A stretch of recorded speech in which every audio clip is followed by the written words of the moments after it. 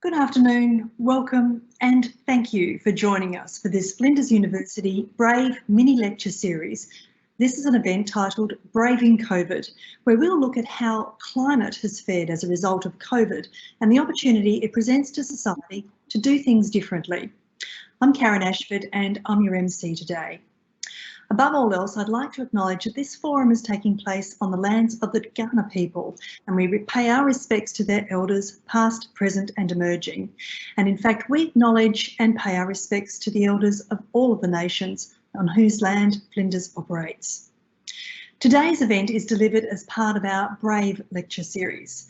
So named because through this series, we showcase our researchers who challenge the status quo and bravely investigate with the view to resolve some of the big societal challenges of our time. A reminder that if you can't stay for the duration of today, you can actually catch up on this recording online later via our YouTube channel or via the Brave website.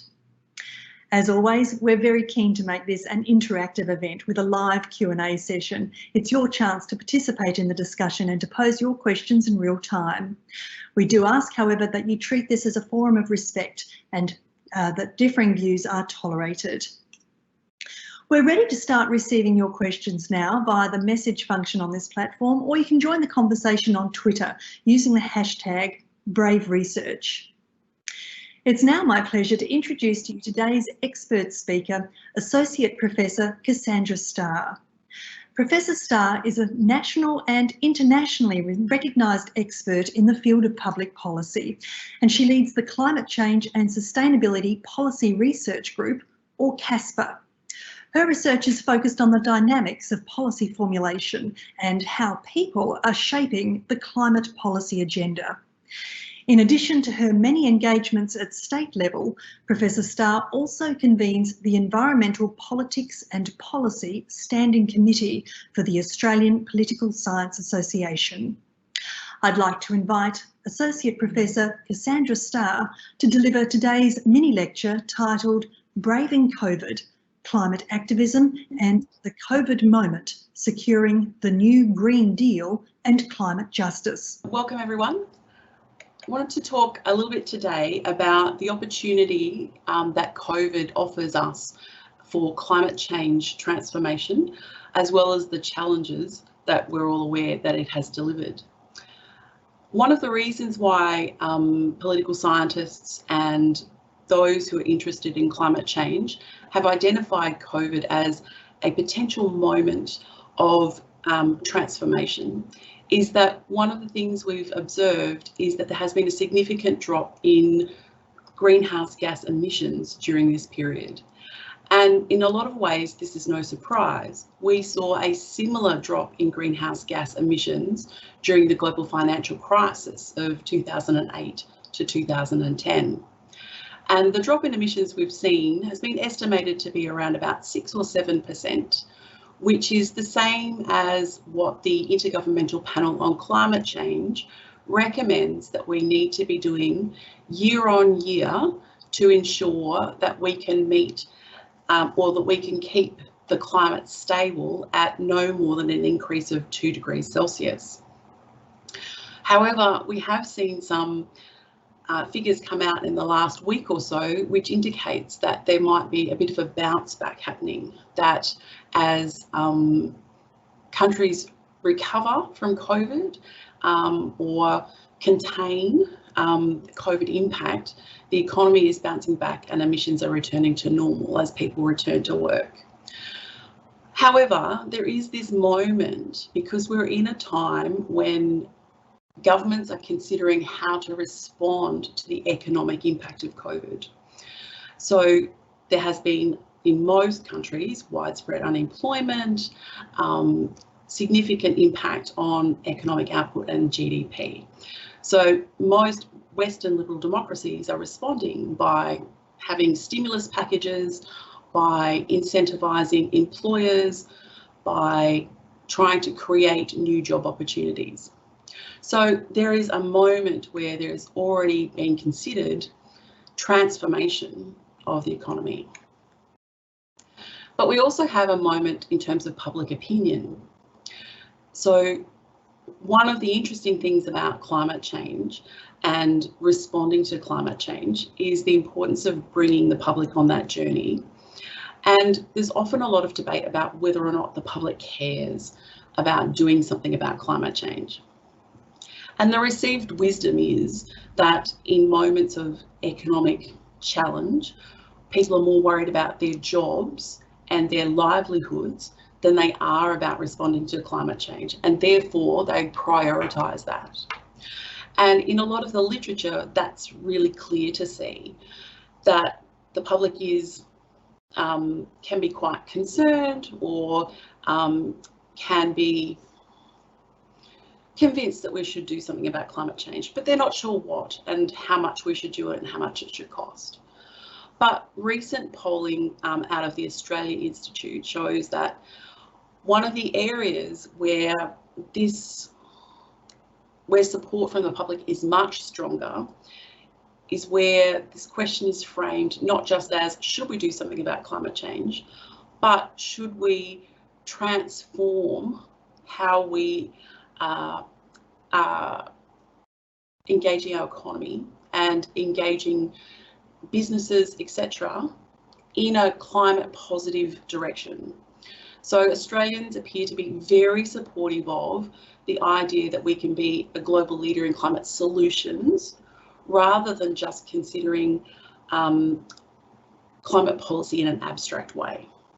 So, for example, more than 2/3 of Australians believe that we should have a net zero emissions target by 2050, which isn't currently federal government policy, but many of the states have embraced this idea or this move in their policies. So the public, there's a moment in terms of public opinion as well.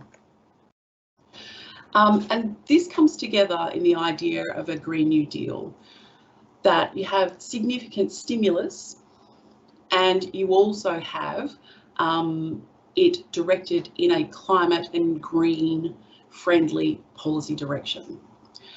And the inspiration for this comes from the original New Deal, which was a response to the recession in the 1930s in the United States. And that was Franklin Roosevelt. And the emphasis in the New Deal was public works, programs and financial reforms aimed at transforming the economy in a more prosperous direction. And a Green New Deal would take COVID stimulus and transform us towards a green economy in particular.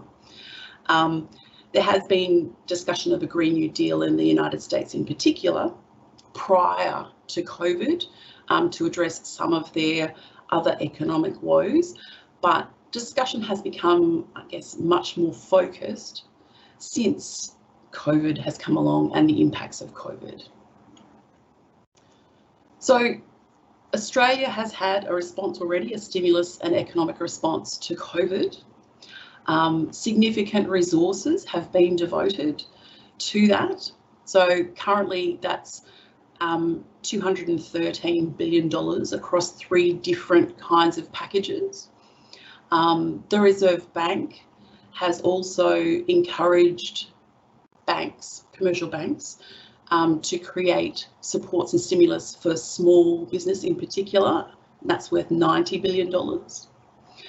But one of the things which is really interesting and quite noteworthy about the Australian response so far is that it has really focused on what we might call sunset industries or parts of the economy where, you know, they're widely considered to be structurally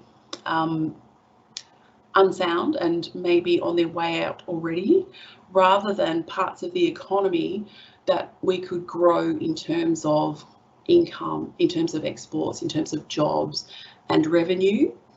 So a lot of commentators have referred to things in the stimulus package already as being a bit of a fossil fuel-led recovery. There has been an emphasis on growing the gas export industry.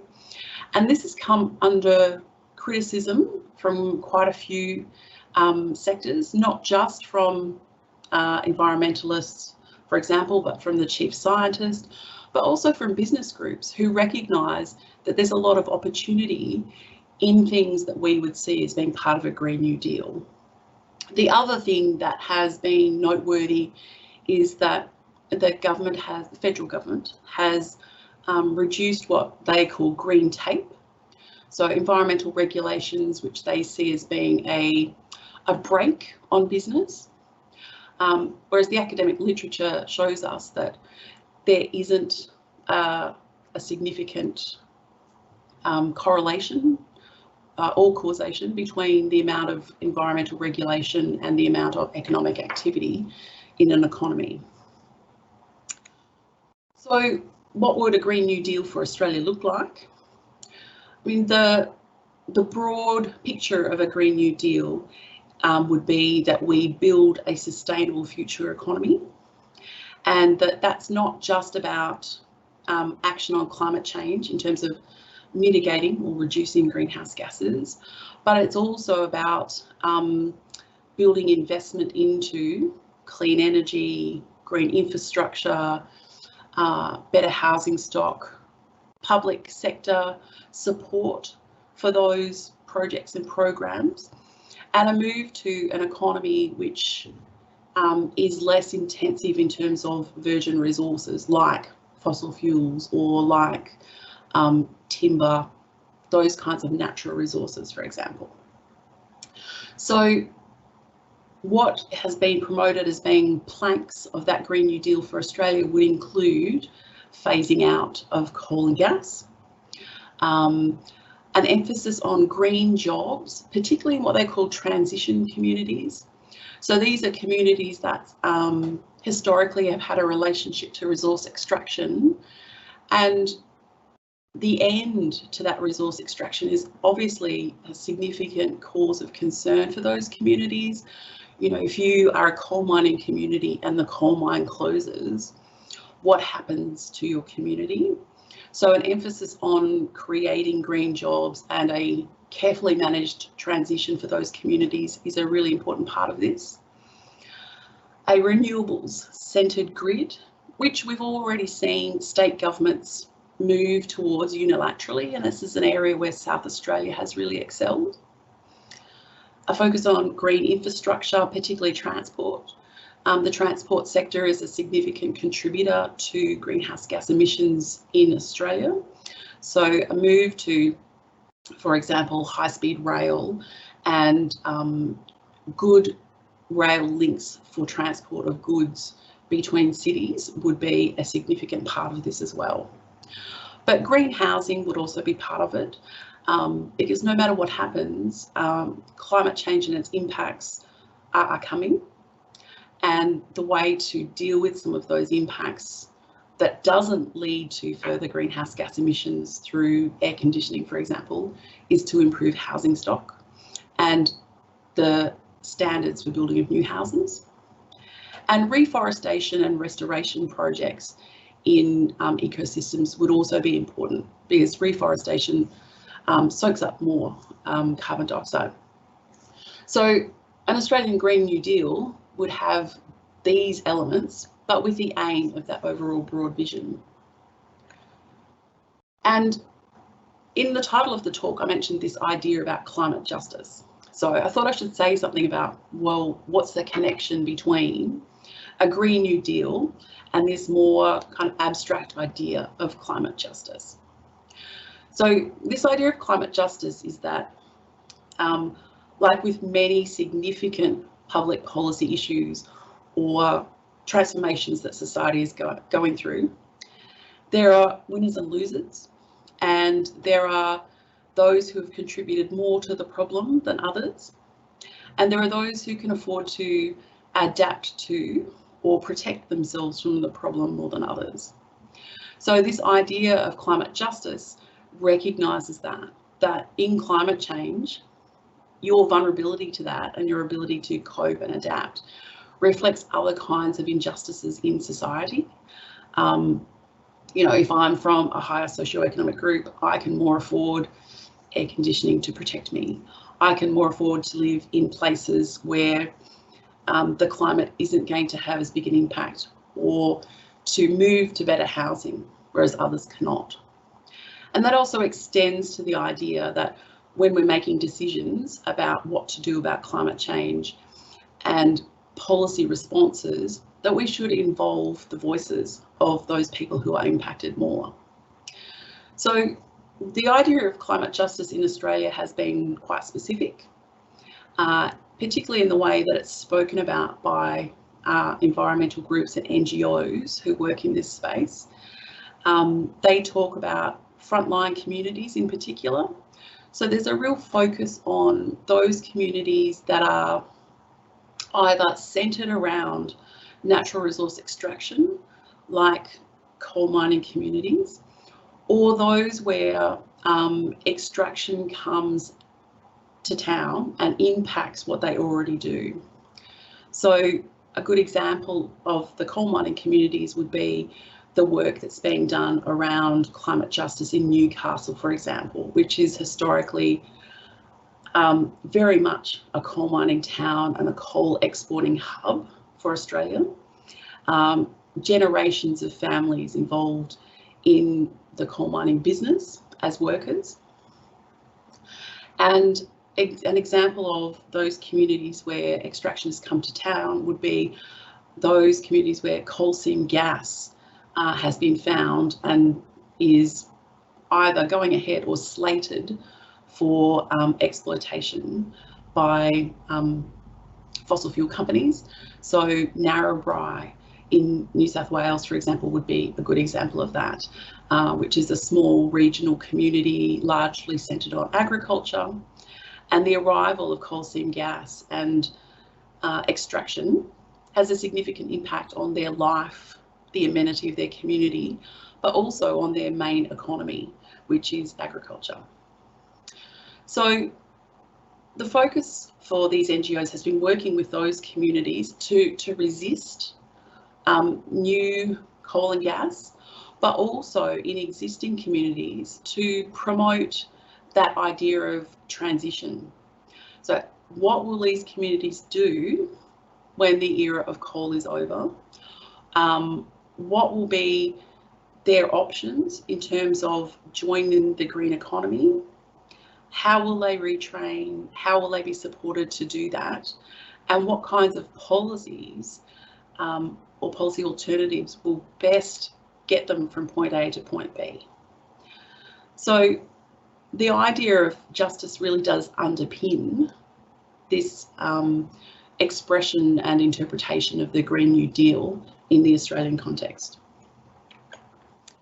So in the couple of minutes I have left, I guess what I'm really arguing today is that we have this moment, this window of opportunity where the interests of the public in terms of their want to see Australia move towards a green economy are aligned with the interests of, I'll leave the federal government aside for a minute, but the interests of employers and the business community who want to see the economy recover and strengthen and want to see new opportunities for prosperity. And the interests of these environmental groups who are working with these frontline communities who, while they want to reduce greenhouse gas emissions, they don't want to see vulnerable communities bear the brunt of that. So this aligning of these different, what are often quite different sets of interests is happening in this moment. And not only that, but there are resources. The federal government and state governments are investing in economic recovery and quite large amounts of money. So there's this historic moment where something could happen because there is public opinion behind the push for a green economy and a different kind of economic future. And the other thing which I think is really important to note is around, it gives an alternate framing or a different way of talking about climate policy. So in Australia, we have largely seen polarisation around climate policy, with you know, often, not always, but often drawn between, you know, those who support the Greens and the Labor Party are for climate policy, and those who support the LNP, like the Liberal and National parties and business, are against that because they see it could be economically damaging. The Green New Deal creates a framework which is different, that brings both those sets of interests together. So you can address climate change and you can have a strong economy, and you can do it in a way that is socially and economically just. So the Green New Deal, or an Australian Green New Deal, gives a clear vision that both of those sets of interests can agree on, if not embrace. And it does include the ability and the priority to address the needs of vulnerable and affected communities while it does that. And I think that part is really important. We've seen, and even in the last couple of weeks, there's debate and I guess challenging dynamics within the Australian Labor Party, with Fitzgibbon, for example, where there is concern that talking about change for fossil fuel communities like Newcastle and New South Wales is political poison. Having something like the Green New Deal, which has a clear, prosperous future and a pathway for those communities, stops it being political poison. It means that vulnerable communities are not going to automatically dismiss climate policy and change. It means there's something in it for them, and that they're protected and there is justice for them in what is being proposed. Thank you very much. That's fabulous. Thank you, Cassandra, for that deep dive into climate policy. I'll remind the audience that this is your opportunity to send in questions and to engage directly with Professor Starr. So don't hesitate to send them through now. We'll do our best to get to all of them in the time that we have allotted, although this is what is called a short snackable session. So if we can't get to your question, we'll post the answers on our Brave webpage, and you can visit that at the end of this series. And if you'd like a direct response, please leave your contact details. So to get the discussion started, can we have a look at one of the hot topics right now? Cassandra, you discussed how COVID has contributed to that curbing of emissions and whether governments could or should reconfigure their policies to continue this trend. What do you think would be the policy priorities? What should they be first considering in order of priority to have firstly the biggest impact and the greatest longevity of impact? And I think one of the things that COVID has really shown us is the ability to maintain workplace productivity with people working from home. And that is one of the most immediate things that did contribute, I think, to the drop in emissions, that people were not travelling to work every day. So a priority around a continuation of those flexible arrangements will lead to a long-term keeping down of those emissions.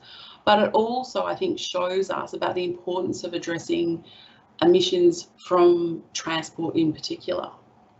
And two obvious policies there would be around public transport.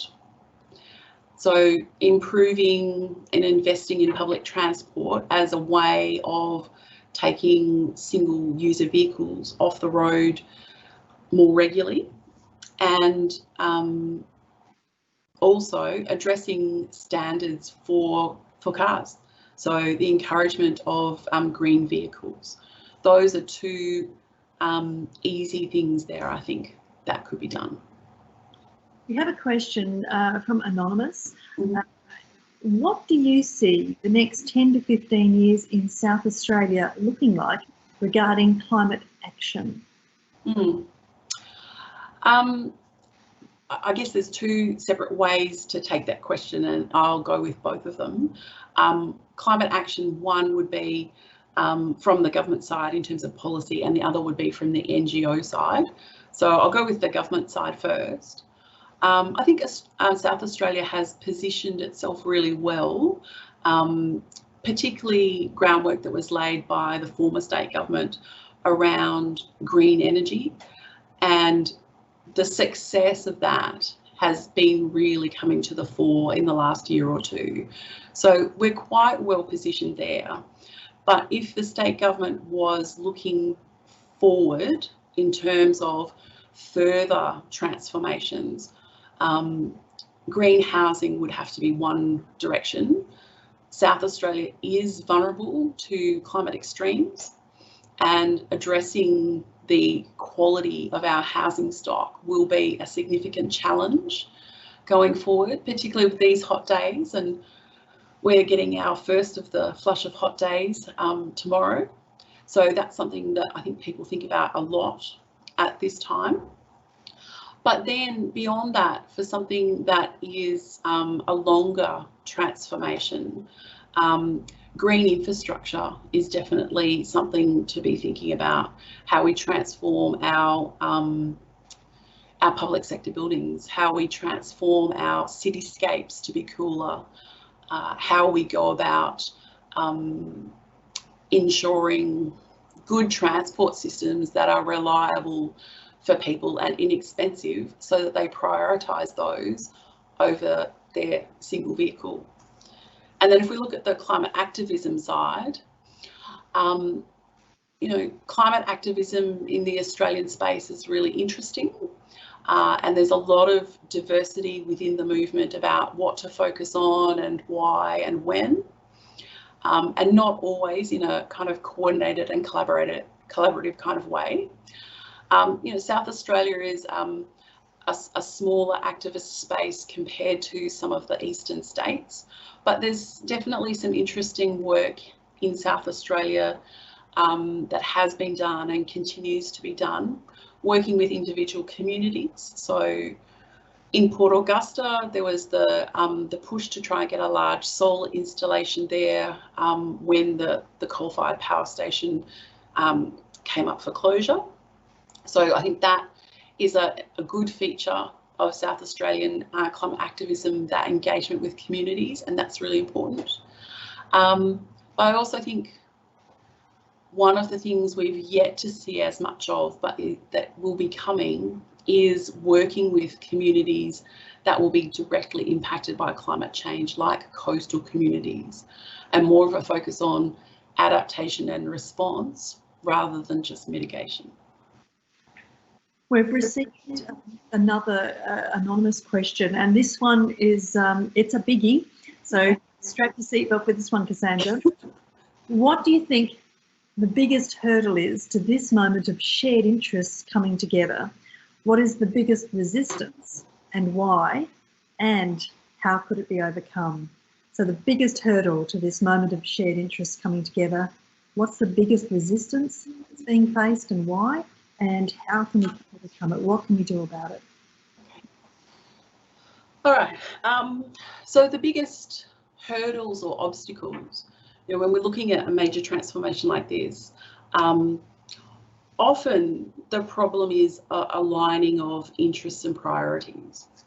So one of the nice things about this moment is there is an opportunity and there is a framing that will bring some of those interests together that are not normally aligned. There are big hurdles, however, in terms of entrenched interests and entrenched assumptions as well. So the resource extraction community or industry is fairly powerful in the Australian context, and that is an understatement. There is a mythology, I guess, also in the Australian psyche around the economic value of that industry.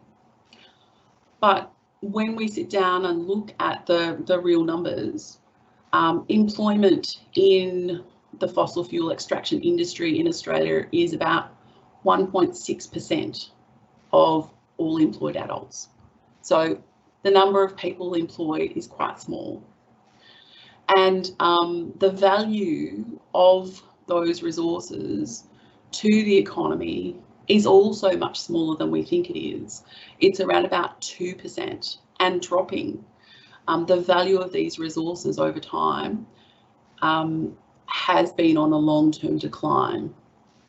And I haven't looked into it, but there was something in the news this morning about Australian coal sitting on boats, not being offloaded in China. I think we're going to see more of those kinds of examples. However, there is a relationship, a strong relationship between this industry and our political parties, and that is a hurdle. And the way to overcome that hurdle really is by other significant voices and interests in our society, in our community, saying, actually, we need a future which is different. So I think that's the big hurdle and resistance, and why, and how we overcome it is that alignment and collaboration between those other voices that we don't always hear together. So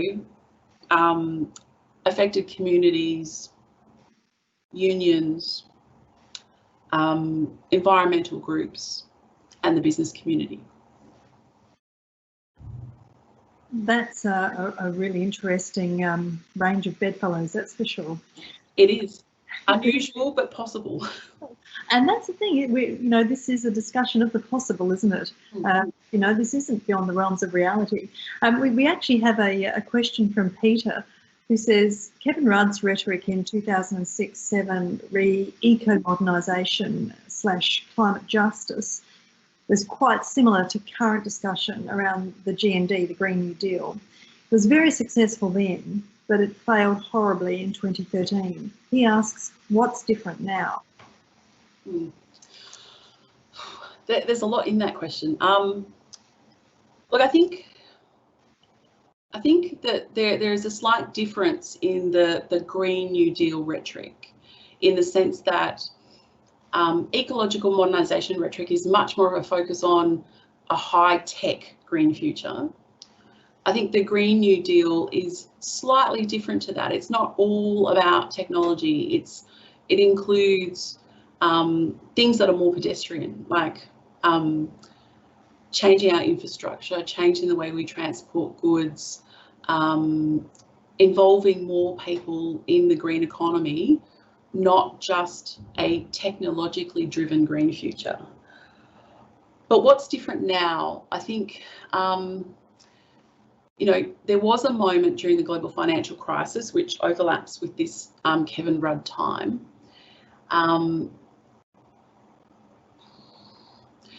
Similar amounts of money are being invested as were invested during the global financial crisis.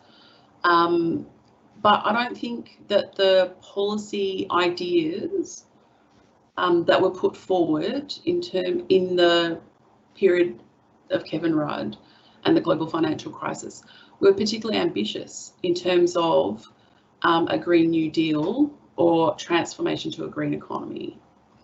A lot of the analysis of that time and the kinds of projects, including the pink bats scandal of that time, reveal that the focus of those policies wasn't really about green transformation. It was about creating jobs for unskilled workers. Whereas the Green New Deal, yes, they want to create jobs for affected communities, but they're not looking for short run kind of wins. It's more of an investment in reaching this future vision and this transformation. But I also think that there are political differences. The public is, their interest in addressing climate change waxes and wanes, and we know that. We're just 12 months post the bushfires, so there is more appetite in the public for, they are still thinking about this and what the future looks like, and they're worried about what this summer looks like, and they see the connection to climate change. But also, Kevin Rudd was great with rhetoric, but everything that we've read dissecting his prime ministership shows that follow through and implementation of policy was not his strong suit. And hopefully this opportunity can be used better than that one was. We have about 8 or 9 minutes left, so I'll push on with a few more questions. We have one here that almost flows on from that you've just answered, and that is, what do you think the role of fossil fuel divestment is in applying pressure to a green transition? So a very specific question about that divestment agenda. Yeah, fossil fuel divestment has played a really interesting role in climate activism in recent years. So we've seen that with 350.org in the United States, for example, but also the work of smaller groups here in Australia like Market Forces. And fossil fuel divestment is excellent in terms of focusing on and preventing particular projects. And that has a really important role in the climate activist broad agenda, because sometimes, given the economics of fossil fuels at the moment, delaying and preventing new projects is enough to, close that off. So divestment has a really strong role here. But the other broader impact that it has, which I think we don't always draw those connections, is that it's had a really strong role in changing or accelerating the work of the insurance industry in deciding that a lot of these projects are not really viable, they're not insurable, which means if they can't get insurance, they can't go ahead. So divestment's had a role in that as well. I mean, I think that the connection here is that, divestment is looking to prevent and close off those old opportunities, whereas the Green New Deal is a vision in search of what we do instead. Barbara asks, are the current building specifications enough to make a difference in the bigger picture, but also to be financially possible for the grassroots builder? It's a really good question. What can we do at the local level, and do our small efforts make a difference? But can we actually afford that from a personal perspective? And are the specifications supporting that? Yeah, and I guess that's one of those climate justice questions, is that, if I decide that, I'm going to build a new house, and I unilaterally decide that I want to exceed the current specifications, I can afford to do that. Not everybody can. For what are the likely projected impacts for South Australia, if we're looking at 20 years from now, 30 years from now, in 2050, the building specifications aren't enough. It will be drier, it will be hotter, and we also have similar to the rest of Australia, quite an old housing stock. So it's not just about the new houses that we build, but it's also about what we're going to do about the existing housing stock. I think in many cases, building a new house, putting up those specifications, we've seen it in other kinds of industries where you create a demand for better techniques to meet higher standards. The industry responds and might initially be slightly more expensive, but then it becomes the norm because everybody does it. I think the bigger challenge around housing standards and building standards is actually about our existing housing stock and how we will address that.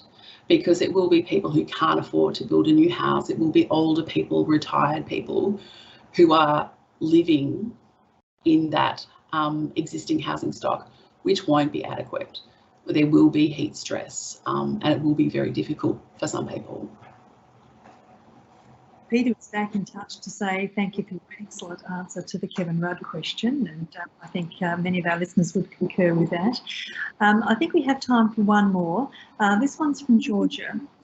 What is your advice to young people feeling a little bit defeated about the future of our climate?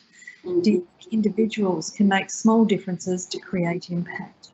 And I always love this question. Yeah, it's not just young people who feel a little bit defeated by this sometimes. I have this joke, and it's not exactly a joke, that after I teach climate policy to students, if they're not depressed, I haven't done my job. But I think the thing to focus on is there is quite a bit of interesting rhetoric, and in a lot of places, and not always ones that you'd expect, including the environment movement, that, you know, that we should be individually perfect about climate change, that, you know, there's all of the things, and, you know, you should ride your bike to work, you should, you know, recycle and compost to the nth degree, and that reduce your, you know, greenhouse footprint to be like, you know, that of an ant. But the thing that I encourage people to focus on here is that the majority of greenhouse gas emissions don't come from us as individuals. So make individual change if you want to and if you can, but the biggest changes are actually ones that we make to the economy and to industry. 80% of Australian emissions come from 50 companies.